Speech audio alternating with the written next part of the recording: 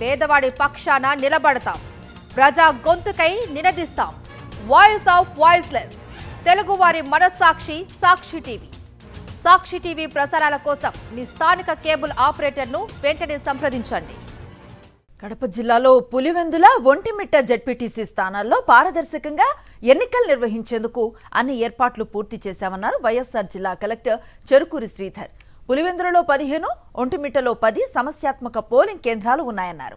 అక్కడ web casting, CC కెమెరాల పర్యవేక్షణలో ఎన్నికలు నిర్వహిస్తామన్నారు.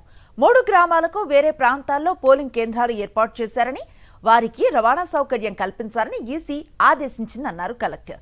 ఎలాంటి అవాంఛనీయ ఘటనలు జరగకుండా అన్ని ఏర్పాట్లు పూర్తి చేసినట్లుగా చెప్పారు ఎస్పీ అశోక్ కుమార్.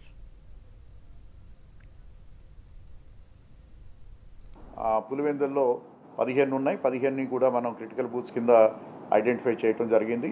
15 చోట్ల కూడా వెబ్ కాస్టింగు, అలాగే సీసీ కెమెరాల్లో పర్యవేక్షణలతోటి అక్కడ జరుగుతోంది. అలాగే ఒంటిమిట్టలో 10 క్రిటికల్ బూత్స్ ఐడెంటిఫై చేయడం జరిగింది. ఎక్కడైతే వెబ్ కాస్టింగ్ ఇవ్వలేదో అక్కడ మైక్రో అబ్జర్వర్స్ని మనం నియమించడం జరిగింది. 3 గ్రామ పంచాయతీల్లో వారు నివసిస్తున్నటువంటి హ్యాబిటేషన్ కాకుండా అదే గ్రామ పంచాయతీలో ఉన్నటువంటి వేరే హ్యాబిటేషన్లో వారికి పోలింగ్ బూత్ రావటం అనేది జరిగిందని స్టేట్ ఎలక్షన్ కమిషన్ వారు స్పష్టమైనటువంటి ఆదేశాలు ఇవ్వడం జరిగింది. పబ్లిక్ ట్రాన్స్పోర్టేషన్ సిస్టమ్ని ఇంప్రూవ్ చేయమని చెప్పేసి అన్నారు. అక్కడ ఆర్టీసీ బస్సులు, అలాగే ఆటోలు, పర్మిటెడ్ ఆటోస్ ఏవైతే ఉన్నాయో వాటిని అందుబాటులోకి తీసుకురావడం జరుగుతుంది. అలాగే అటువంటి పోలింగ్ స్టేషన్స్ దగ్గర హెల్ప్ డెస్క్ను కూడా ఏర్పాటు చేయడం జరుగుతుంది.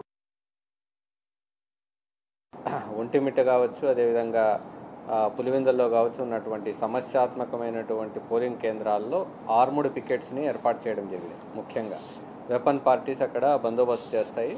అదేవిధంగా సీసీ కెమెరాల ద్వారా బయట ఉన్నటువంటి లొకేషన్స్ అన్నిటిని కూడా కవర్ చేయడం జరుగుతుంది.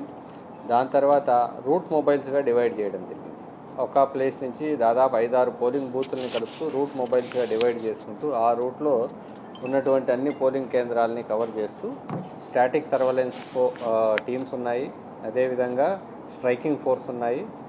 ఈ విధంగా టోటల్గా ఎక్కడ కూడా ఎలాంటి అవాంఛనీయ సంఘటనలు జరగకుండా మనం పటిష్టమైనటువంటి బందోబస్తు ఏర్పాటు చేయడం జరుగుతుంది.